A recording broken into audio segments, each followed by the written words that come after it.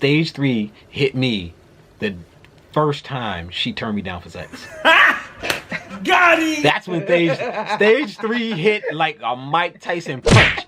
I was like, yo, what you mean no? No. He's like, I don't feel like it. We can't do nothing else. Yes, we could, but why would we?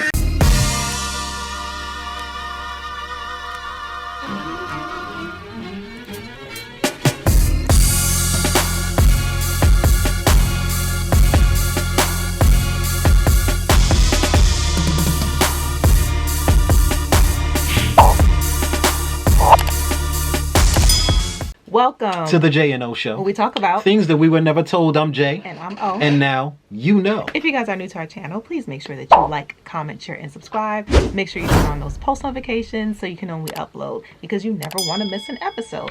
Also, if you guys are new here, we would love to hear from you. If you guys have ideas for show topics, go ahead and put them in the comment section and write #NextShow, so that way we can easily filter through and bring you the topics that you want. Okay? So today we are actually going to be picking right up where we left off from last week's episode, where we were talking about the different stages of love, but now we're going to actually share our experience on the different stages of love and basically what that looked like for us. Right. So look, I guess I want to talk about another person's experience before I forget it, to show how life-altering events that could shake your relationship to the core and actually break it and put you in a position where you have to redo things. Right.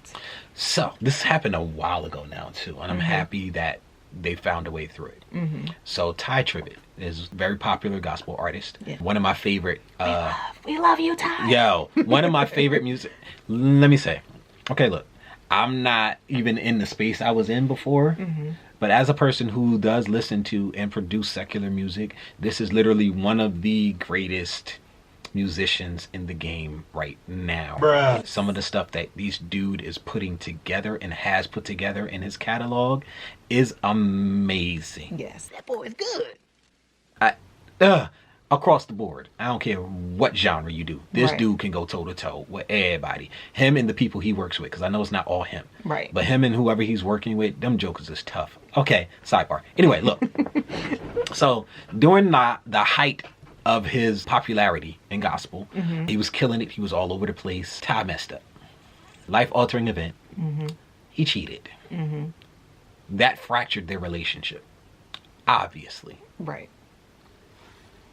His wife decided to work through it. Yes, Lord!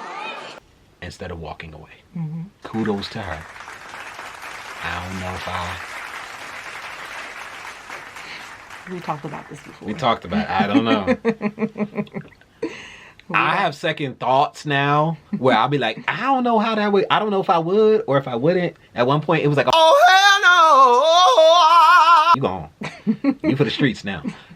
But I don't know. I still don't know. Right. Like, it's just such a gross overstep and a gross betrayal of trust.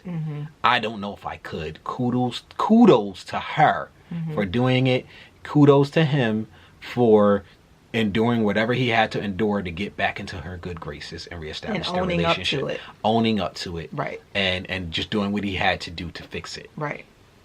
Kudos for them to having the marital strength to actually be able to do that. That is an amazing thing. I don't know. Okay? Most of us don't know. Some of us are like, oh, hell no. Yeah. You know, sidebar, interesting thing that I saw about that. Me and my wife talked about this before. And, you know, as people who are in the Christian church, and I was like, yo, think about it from the perspective of God. How many times have we messed up and expect him to literally, because some of us are done so bad that it would be considered cheating, how bad we walked away from God, how bad we disrespect him, and we expect him to always be there with open arms to take us back. And it's like one of those things where it's just like, yo, I still can't say that I would be able to do it, but there is another level of love, and that's the stuff that Will and Jada was talking about, and people was like, oh, I can't do that. I get it, because I'm still with y'all, but I can see that there's another level of love where the person can make mistakes on that level and you can forgive them, and there's always a way for them to come back home. When you get to the point when you can say, there's nothing you can do to make me walk away from you. Get that. Ooh. There's a certain level to loving somebody on that level that, like, I don't know if I ever could, but guess what? It's on another level than most of the people I know by far, myself included. So props to y'all for being on that level, because that's like, woof. Yeah. And that's not to say for people who would do it and just get abused.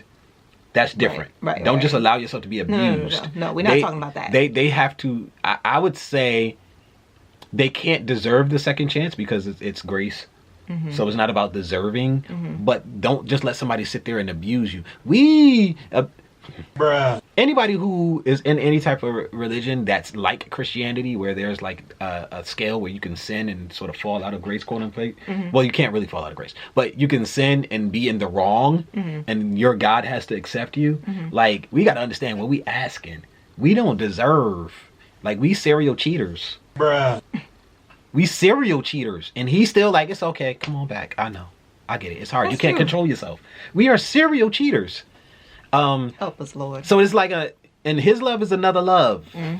And that, I'm just saying. But anyway, look, they came back. I'm sorry, I'm chatting. And one of the things they were talking about oh, my chair, I'm sorry. One of the things he was talking about in his interview, he was saying that for them, it was like starting over again. They were like kids again. Why is it, like, my chair just suddenly started going crazy. It was like they were like kids again. It was like going back through the stages of love. They didn't say the stages of love, but they were like, yo, it was like starting over again. Like, I started being giddy. We started dating and stuff like that. They had to go through the stages all over again. They was already married with kids, and they were already in the building phase. Right. Where they were building. Remember, we told y'all stage 5 is after the real love stage, is when you guys start to multiply and build together. They were already there, and because of this life-altering event, had to start from scratch, and they had to rebuild. And he was like, "Yo, low-key, it actually turned out to be a great blessing to us because it made us start over and experience falling in love. Won't he do it again?" And I was just like, "Yo!" When I heard it, I couldn't do it, but dang, that's just sort of how I was with it. So I guess we can start to talk about us. And and I just wanted to put that example out there as a known example to some people that might be watching our channel. And maybe some of you didn't know it, that like, yo, these stages of love, they're not linear. Right. You can come back to stages and then rework them, and it's a lot of stuff that happens. But we just wanted to give y'all the stages to give y'all an idea of what it looks like. Love is not what most of us envision. Right. It's much broader than that. It's not the Disneyfication version that we see on TV. It's so much broader than that, and we don't want you to be freaked out when you see any of these other stages. Right. So as far as what happened to us, do you want to start? Because I've been talking a lot. You want to start? Well, how was it from your side? So I think we started just as everybody else. You go, well, yeah, the stages, because we started off as friends, as we've told you before. But the first stage for us was that butterfly giddy, like, oh my gosh, I can't wait to see him. Looking out the window, see him pulling up on his bike, like, is he here yet? You know? But yeah, it started there, and it stayed there for us for quite some time because I left, I moved out of state, and we ended up breaking up. So it kind of never really left that stage the first time around. The second time around, it started then again with the whole butterflies and everything like that. It wasn't as intense the second time around. No, it wasn't as intense. But we were teenagers the first time, so it was different. Yeah. Everything's a little bit different. Yeah, it was a little bit different. But also, I guess because it was familiar for us. True. It was very familiar because we were really good friends before we got into relationship the first time. True. And we still kept in touch over the years, and we were still friends. But that romantic part, that, what did you call it? What kind of love? Infatuation stage? No, what kind of love? Not agape. No, it was agape. Oh, agape, okay. No, amore. I'm sorry. Okay, that amore type love was something that came into effect for us. Our stage 2, the moving in together and making. Well, I mean, but that was after we got married. Yeah. Well, We didn't really make any life-altering decisions at that time when we decided. Stage 2 and stage 1 sort of happened at the same time for us yeah. because of how our circumstance was. Because we made the decision to be serious. This is true. Right out the gate. Say it was like, yo, she got off the plane. I was like, we together. Everybody else cut off. Let's see what we're gonna do. Yeah. So I was marriage minded. Yeah. That's it. This is true. Yeah. And as I mentioned in previous video, I told him, you know, it's like I'm not here to be playing no games. Yeah. So what's your intentions? Right. So yeah. So 1 and 2 for us was pretty right much at the same time. At the same time. Second time around. So we still. Second time around. Okay. So yeah. so it still went 1-2. It's just that it was a 7-year delay. Yeah, it was like a 1-2 punch. Yeah. Yeah. All right. So we had that. Stage 3. Disillusionment, or the reality check, I like to call it. I don't know that I can say exactly I know when stage 3 started for me. Okay. I feel like it took a while. I feel like it took, I don't know. I feel like it took a while for stage 3 to really sink in, I guess, for me. Okay. Or maybe I might have skipped over stage 3 and then came back to it. Okay.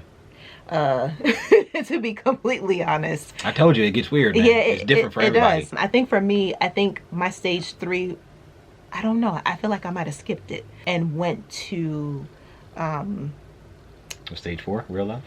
I think I might have skipped to stage 5. Building? Yeah. Really? I feel like it.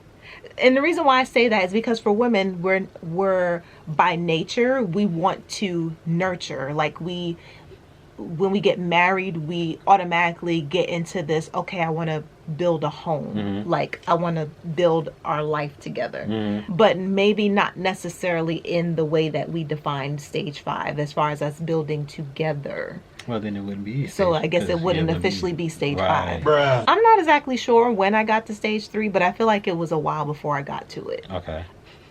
I don't know. I really don't know. Uh, I couldn't tell you guys. But for stage 4 and 5, I feel like that happened within the past, after we had kids. I feel is when stage 4 and 5 really hit for us. Okay. 5, I feel, has been more of a recent thing with us. Stage 4 definitely, I think, was after Cairo. After Cairo? Yeah, would be after our son, our second child. Okay. I think is when stage 4 hit. At least for me, Okay. I think stage 4 hit then. Okay. Yeah. Okay. All right. So, yeah, on my side. Yeah, it's about to get juicy. All right, so look. All right, like we said, stage 1, butterflies, was first got together a long time ago. 7-year hiatus. And then stage 1, 2, we sort of got to relive a bit of stage 1 and start stage 2 when we got back together. So that was what, 03? Yes. 03. Why am I telling our age? Anyway, look, got back together. Stage 3 for me, check this out. Tell me if this ain't the most man thing that I could possibly say. Stage 3 hit me the first time she turned me down for sex.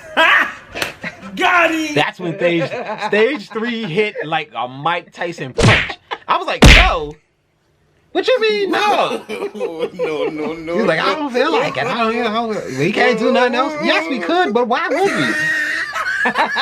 Yo, our whole relationship changed that day.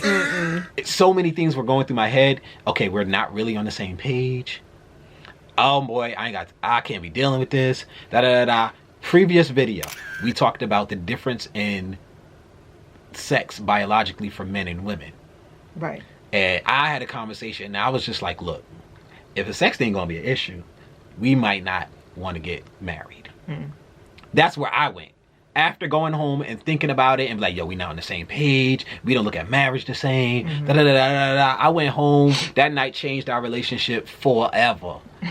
And I was like, we not in the same space. Yo, babe, if sex is going to be an issue, I don't want to be dealing with that issue for the rest of my life. Marriages get broke up because the sex thing ain't right. Yo, if we can't get it right, I'm done. Bruh. Yo, that's where my head was at. Here's the thing. I said that, right? I said that. But in the back of my mind, I knew that I had the chance at something that would beat the odds, so to speak. Okay. So while for me, I was like, yo, if the sex thing, it's a deal breaker for me, right? In the back of my mind the whole time, because I wasn't conscious, I was becoming aware of what I had the opportunity, and I was like, yo, are you really gonna walk away with this because you don't have the perfect, in your mind, sexual relationship with your partner? Now, all of that being said, I'm not saying sex is bad. The sex is bad. The sex is juicy. What I am saying is that I expected in my mind for it to be a certain way.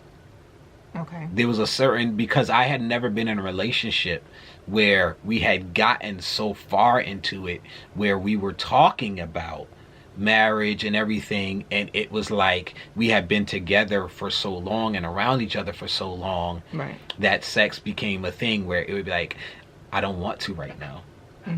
I had never been in a relationship. Like my longest relationship at the time, I think, was 2 years there. And even in that relationship, by the end of the 2 years, we had not gotten to the point where it would be like, yo, I'm tired today. I have a headache today, or I don't feel good today. We were also way, way younger. That's a part of it. But I had not gotten to that point yet where I had been confronted with that. So I didn't know how to take it. I thought it just meant that we weren't on the same page and everything was about to fall apart. I didn't know that. So that's when that's why I say, isn't it the most guy thing in the world? So that was my disillusionment stage, but it started to make me see all of the other things that were not perfect too. Okay. And that was the point at which I had to start making the decision. Okay. To stay together, to get married, and to move in. Right. So I was in real love before we got married, because disillusionment hit me hard and I had to go through it. And as far as the stage 5, just like she said, the building phase, that was very recent, because, and here's the thing, I think at the end of the last video I gave y'all, like, I berated y'all. I'm sorry. I berated y'all about that you can do it, and I believe you can do it, and that's the reason I harp on you can fall in love and have a great relationship and have all of these things. You might have to get rid of the more frivolous wants and deal breakers that you have. The ones, and when I call them frivolous, it's not because they're not important. It's because there is no way to nail them down. Like there's no way to know that they're going to be there next week. Your relationship that you have with somebody, how you talk to each other, how you interact with each other, that can still be there 50 years from now. Things that might not be there 50 years from now because life happened, to me, are not real deal breakers, but people make them deal breakers. Right. And so I berated y'all and stuff. I'm sorry. But like I was saying, I had to get out of my own way in order to get to stage 5. We couldn't build together until I started to get my mind together. Right.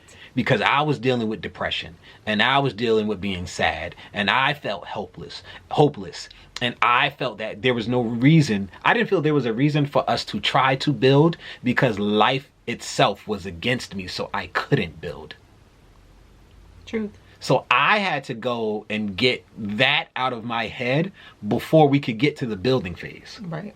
And that's what I was saying. Like, you have to work on yourself. It took me a decade and a half in marriage, to get out of my own way to start on phase, 5. On stage 5. Stage 5. A decade and a half. And I just want to put this plug in here, and I'm going to put a plug because we've talked about this in we've talked about this in pretty much all of our videos, but I did want to kind of put this in there to tie it in. I think it's important because you touched on, you being depressed and everything like that. I think it's important for people to understand the reason why you were depressed. Right. Ooh. I'm gonna say it because he can get long-winded. Yes, I'm sorry. I'm sorry. Yes. So the reason why Jay was depressed was because he was not in purpose. He didn't know he should be looking for purpose. He didn't know what his purpose was. He just knew that he felt as though there was no point to his existence. And if you are feeling that way, it's because you have not discovered what your purpose is. Because you have one. We all do. And when you're out of purpose, your life can be all over the place, and it affects people differently. But 9 out of 10 times, a lot of people who are depressed are because of that, because they lack purpose in life. They don't exactly know what that thing is that they should be focusing on and putting their energy in. But once he was able to discover what his gift or what his purpose is in life, because he knew some of his gifts. I don't think that he necessarily thought of all of them as gifts. He knew one of them was in the arts. He knew artists because he did art pretty much his whole life. But other things, I don't think his other gifts, because he got a whole lot of them. And that is not fun. I tell you right now, I'd rather have one. Yeah, he has a whole lot of them. But the main thing is him being able to discover his purpose is what helped to free him from that depression. Understanding why God put him on this earth is what helped to lead him out of his depression. I know a lot of people, I'm trying to wrap this up real quick. I know a lot of people who are in relationships, who are married. You may feel like, well, how is it that he felt he had nothing to live for? He had his wife. I know that was something I struggled with, just to be fully transparent. That was something that I could not understand for years. I'm just like, okay, well, aren't you happy with me? Don't you want us to be together? Right. You know what I'm saying? Like, we're here, we have a good relationship. Yeah. At least so I thought. Yeah. Why are you so unhappy? Yeah, we actually had a great relationship. Yeah, and that's the thing. Your happiness has nothing to do with your spouse. Nothing at all to do with your spouse. And it took me a long time to come to that realization and understand, because for a long time I didn't understand the magnitude of purpose and what it meant to not be in it, and how that affects you. But once I came to that realization, and I was able to understand that his happiness and his depression had nothing to do with me or us. It was literally all about him. It was an internal thing that's between him and God. Right. And there's nothing that I can do about that. There's nothing that you can do about that. If you're in a similar situation where you're married or you're in a relationship and you feel as though your spouse is depressed, and you're trying to rack your brain or trying to understand like why they're depressed, and you're trying to help them out of it, or just trying to do things, know that their happiness, their inner peace is not something that you can give them. The only thing that you can do is give them their space. If you're a person of faith, you pray for them that God is going to reveal to them what that thing is to help pull them out of it. Okay, I said he was going to talk too much. I felt as though I talked too much. But yeah, I just wanted to plug that in there since he touched on that. But maybe one day we'll go into some other things that kind of made us restart, I think. And go through those phases. We'll go through that another time. But yeah, we hope that you guys enjoyed today's topic. I think we're going to wrap it up because it's already at 23 minutes. But as always, we scratch the surface, just scratch the surface. But if you guys want more depth or more detail about anything specific that we spoke of, let us know. Put it in the comments section and write #next show, because we'd love to hear from you guys. We don't mind sharing our experiences. That's why we started the channel, because we want to be able to share this information in hopes of building better relationships, so that people don't have to make the same mistakes. We learn from one another, and so that's why we put this content out there. All right, but that's gonna do it for today, guys. We'll see you all next week. Alrighty. Deuces. Press the out button.